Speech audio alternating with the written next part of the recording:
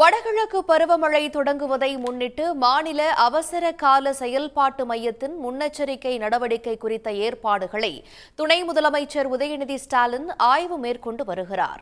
இது தொடர்பான தகவல்களை செய்தியாளர் அன்புச்செல்வனிடம் கேட்கலாம். அன்புச்செல்வன், அவசர கால கட்டுப்பாட்டு மையத்தின் என்னென்ன ஏற்பாடுகள் செய்யப்பட்டிருக்கு, துணை முதலமைச்சரின் ஆய்வின் முக்கியத்துவம் பற்றிய விவரங்களை பகிர்ந்துக்குங்க.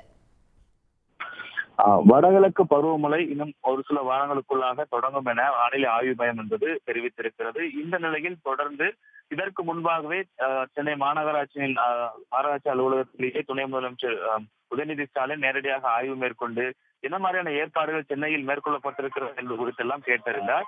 அதே போன்று தற்போது முதலமைச்சர் மு.க.ஸ்டாலின் கூட துறை சார்ந்த அதிகாரிகளிடம் வடகிழக்கு பருவமழை தொடர்பாக எடுக்கப்பட்டிருக்கக்கூடிய முன்னெச்சரிக்கைகள் குறித்தும் கேட்டறிந்தார்.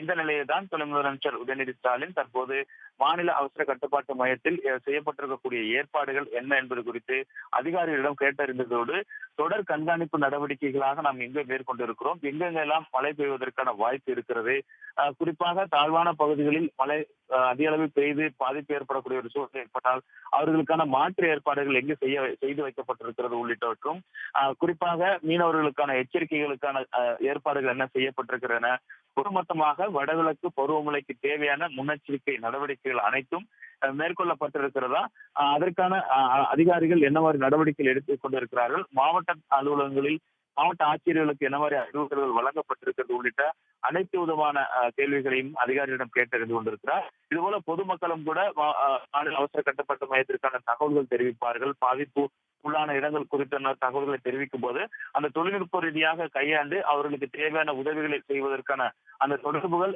தொழில்நுட்ப ரீதியாக எவ்வாறு மேற்கொள்ளப்பட்டு வைத்திருக்கிறது, பொதுமக்கள் புகார்கள் எதுவும் வரக்கூடிய நிலையில் எவ்வாறு எடுத்துக்கொள்ளப்படுகிறது உள்ளிட்ட அனைத்து விதமான ஏற்பாடுகள் தொடர்பான விஷயங்கள் அனைத்தையும் கேட்டிருந்தார். இதுக்கு மாநில அவசர கட்டுப்பாட்டு மையத்தில் நடைபெற்று வந்த அந்த ஆய்வுக் கூட்டத்தில் பேரிடர் மேலாண்மை துறை அமைச்சர் கே.கே.எஸ்.ஆர். ராமச்சந்திரன் மற்றும் ஐஏஎஸ் அதிகாரி அமுதா உள்ளிட்ட உயர் அதிகாரிகளும் பங்கேற்று வடகிழக்கு பருவமழைக்கான அந்த ஏற்பாடுகள் குறித்த அனைத்து விதமான ஆய்வுகளையும் துணை முதலமைச்சர் உதயநிதி ஸ்டாலின் மேற்கொண்டு வருகிறார். விவரங்களுக்கு நன்றி அன்புச்செல்வன். உடனுக்குடன் செய்திகளை தெரிந்து கொள்ள சன் நியூஸ் பெல் ஐகானை கிளிக் பண்ணுங்க.